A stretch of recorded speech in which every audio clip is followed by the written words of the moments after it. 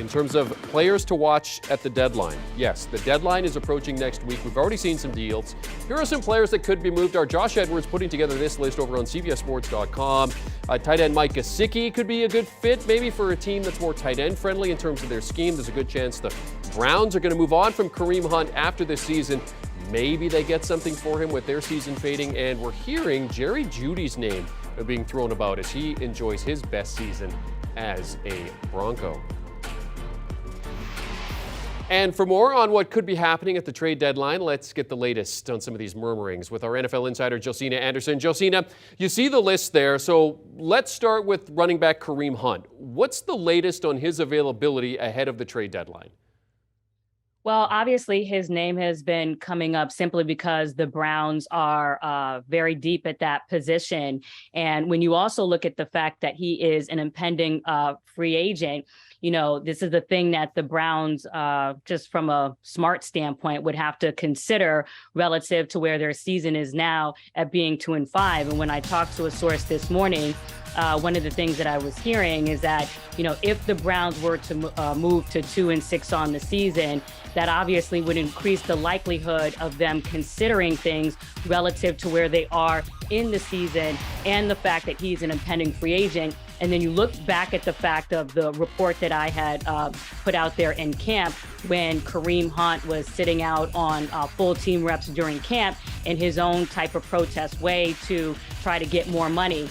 This is a running back who has been in a tandem with Nick Chubb and believes that his value and his skill set can be more on the forefront if he is featured more, and really never got that big crack at a big deal. Now, obviously, the Browns took a chance on him with everything that happened out of Kansas City, and he's been able to flourish in that system. But when you take all of those things into account and the source adding, look, you know, Kareem Hunt is an asset to the team and all those other things. But I think the overall thought process is that it would be hard relative to the money that he presumably would like and that they would have to pay, you know, to make that happen. But on the other front, what I am hearing is that it is quiet right now as far as, you know, talking about something being imminent. Obviously, there's always loose conversations. I know there was a report out there about, you know, potentially the Bills being interested or, you know, the Rams specifically to Buffalo. I don't think that's the case with regards to anything imminent or anything on the table with respect to that. But obviously, Kareem Hunt has been a name to keep an eye on. With that context being said, you also have to kind of look at that as why also hasn't it happened to this point. The last thing that was underlined with regards to Kareem Hunt is that clearly the team is not just going to give him away. And lastly, because of the fact that you still have their main quarterback, QB1 Deshaun Watson, waiting in the wings to come back week 13 against the Texans. And, you know, if you look at the paths of the schedule, it was set up somewhat favorably for them to be in a better position than they are. So hopefully for them, they can still be competitive to make the team somewhat viable when he returns. And I mean, his usage has been in decline, so maybe they're saving him a little bit. I don't know. I'm just throwing it out there. He's had single-digit carries in his last 2 games for the Browns. Been a great 1-2 punch. And I would just really quickly add to that. I just to kind of underline your point. One thing that I can add to what you just said is that there's very strong belief in the depth behind Kareem Hunt on that team. I mean, we've seen guys like Dearness Johnson be able to go off and what have you. So they feel very confident and just the overall coaching of that unit and the production that they've seen and we've all seen in the past as well. But yes, you're going to be somewhat mindful with the trade deadline, you know, coming about, but nothing on the hopper just of yet. Yeah, as you mentioned, some good confidence there in terms of the depth chart at the running back position. If you take a look at Kareem Hunt, been a great 1-2 punch with Nick Chubb, but looks like his days with the Browns are indeed numbered. All right, let's talk about the Carolina Panthers. They've been active the past couple weeks. Traded Robbie Anderson. They got rid of Christian McCaffrey. There's word that teams have been sniffing around pass rusher Brian Burns, but he appears to be someone, Josina, that they are hell-bent on keeping. Well, it's interesting because, yes, a league source did confirm the report that came out there as far as its team offering up 2 1s for Brian Burns. I mean, if you think about it, the Raiders didn't even get 2-1s for Devontae Adams. So that really lets you know not only what teams are thinking of Brian Burns, but also just the premium on pass rushers. But in talking to a league source this morning, they did reconfirm that the intention is not to trade Brian Burns. They consider him one of the core players on that team, adding, quote, he's a 24-year-old pass rusher that's really hard to find, and they consider him a team leader. Not only that, I think he won an award for his comportment with the media as well. He's very gregarious in that sense and kind of obviously understands his status and his stature on the team with that regard. And then when you're looking at the fact that he's had 25.5 sacks over the last 3 years, we know what he can do in terms of getting to the quarterback. So David Tepper, while everyone is being smart from a business standpoint in terms of the assets that they did give away in Christian McCaffrey and Robbie Anderson, they know they have to keep some core guys. One, in terms of just keeping the infrastructure of that team, and then from a monetary standpoint, having fans continue to come and pay money to see the team. Burns, 3 sacks in his last 4 games, 5 sacks this season. As you mentioned, I mean, the offers have been staggering for him, but he is a foundational piece for the Panthers. All right, Jerry Jeudy still has 2 years left on his rookie deal in Denver, and while he's enjoying his best season so far, the Broncos are not. So what's the latest on Jeudy's status, and where could he be headed? Who's sniffing around for him? So, I mean, obviously, this is another situation, and I think you're seeing a lot of this, maybe even more so before the trade deadline in terms of the normal activity we see, just because of the desperation that has mounted with the parity in the league. And then you look at the fact that the Broncos are 2-5.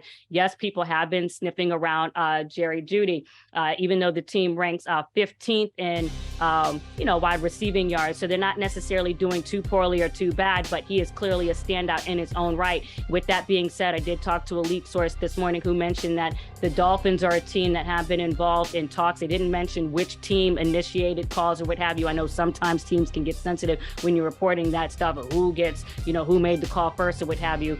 But when I asked about that and even followed up on that piece of information this morning, because I was looking at it, and the Dolphins are ranked first in wide receiving yards with 1,579. So I would say with the team with Tyreek Hill and Jalen Waddle, what have you, why would you be considering Jerry Jeudy?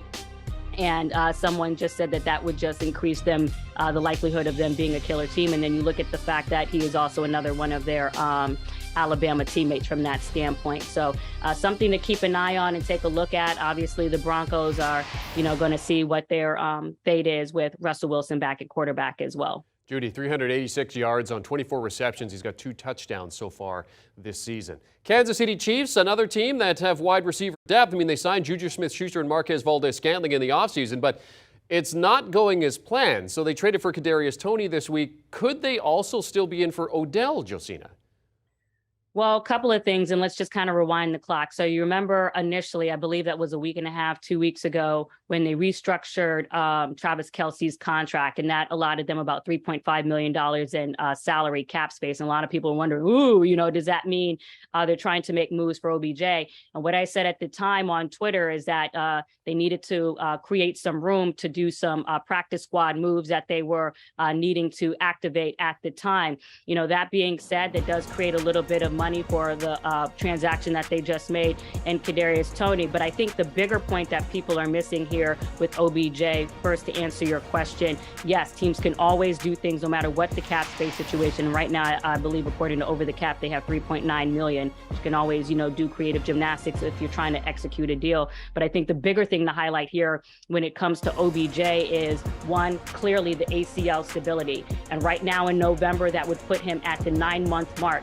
In comparison, you contrast that to when he came off the ACL last year, he had waited a total of 11 months. So when you have the second ACL injury right now, it has less time on that recovery. So one, you're considering that. But even more so, the thing that I want to highlight is, what is the best business decision for Odell Beckham Jr. when you're considering the risk that he is potentially incurring by coming back this year? That for OBJ, this potentially could be, the most important contract decision relative to the rest of his career, the longevity of his career. And if you take a prorated deal now, what does that do in terms of the likelihood of you getting a multi-year deal if what happens in the Super Bowl happens again? Obviously, it goes down.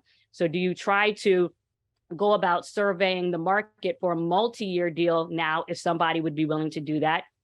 relative to being able to secure him now? Or is it better for OBJ to wait to the new league year in 2023, maximize his value, limit his risk, and reduce, the likelihood that maybe something else could go on with the ACL and wait? So all of those answers, kind of go with what the teams are willing to do, whether that be the Bills, who according to Over the Cap have $1.9 million in cap space as well. Obviously a team, I talked to Von Miller yesterday, who continues to put on the pitch. He's continuing to put on his best pitch for OBJ. But even he told me yesterday that he's going to tell OBJ the truth about Buffalo. And he ultimately knows that he needs to make the best decision relative to the exact point that I'm making right now. It's yes, it's about the ACL, but even more so for OBJ, it is about the contract and what best he can do to maximize that for himself, unless he gives in to the ear candy in his ears with the Travis Kelce's and the Von Millers and people sweet talking him in to doing something sooner than perhaps maybe he should. Lastly, Josina, Tampa Bay Buccaneers in the news this morning on and off the field. Tom Brady, a 3-game losing skid for the first time since 2002. Coming off the loss last night, he announced that he and Giselle are divorcing. We heard the Shaq Barrett news. I mean, there's a lot going on with this team on and off the field for the Bucs. Yeah, I mean, it's very hard not to look at Tom Brady and to feel like you are seeing the wear and tear of everything going on with him from a football perspective and a non-football perspective on his face. To be quite honest, even when you're looking at him on the press conferences, his face doesn't even look the same. He looks like someone who has taken on and internalized the stress of whatever he is feeling. And it cannot be easy, though the job with any job is to compartmentalize, to keep those things separate. It's hard not to feel, or at least kind of just observe how the stress seems to be kind of weaving its way through the team as they try to kind of recenter their season. And, you've seen a lot of talk about what portion of that is on Tom Brady, what portion of that is on Todd Bowles as the head coach to be able to re-rally the troops. And I was hearing last week, coming into this game, that after Tom Brady had, went to New York, to do the wedding, to attend the wedding, for Robert Kraft, that there was some talking to behind the scene with regards to what had happened there. And even with Todd Bowles trying to individually have meetings with each of the players to try to rally them up. So it is very difficult. But when you are so used to seeing Tom Brady be able to command his will and to be able to do it on demand, and it not seeming like it's happening that way for him, it's a very difficult thing to see. But to his credit, I did see a highlight, Mel, last night of the opportunities that he was trying to create with Mike Evans, and there were several drop balls and several misconnects. So if they can get that back on the same page, it's not as if it's unlikely and undoable. You saw what happened with the Phillies and the way that they started off their season, and now they're in the World Series. I believe they started off 20-29 or whatever it was, and now they're in the World Series. So teams can turn things around, and hopefully that happens for Tampa Bay. I mean, they're sitting second in that division, 3 wins, one of 2 teams in that division with 3 wins. So even turning it around modestly, I mean, this division is terrible, so they could still finish on top of the division. There's still lots of time to go. CBS Sports HQ NFL insider Josina Anderson providing us with all kinds of great information on Friday. Thanks, Josina. As we head into Week 8, here's what our Week 8 schedule looks like. The 1 p.m. window. Bill Belichick, by the way, can pass George Halas for second most wins by a head coach if his Patriots beat the Jets. Good divisional matchup there. Also, Philadelphia quarterback Jalen Hurts can win his 10th straight regular season game if the Eagles beat Pittsburgh. It would be the longest winning streak by an Eagles quarterback since 1950. Check your local listings for the game near you. You can also stream on Paramount+. Do you want a sports network that delivers everything that matters about the game? The highlights, the picks, the instant analysis, no yelling, no fake debates, no politics. Hit the subscribe button and never miss a moment.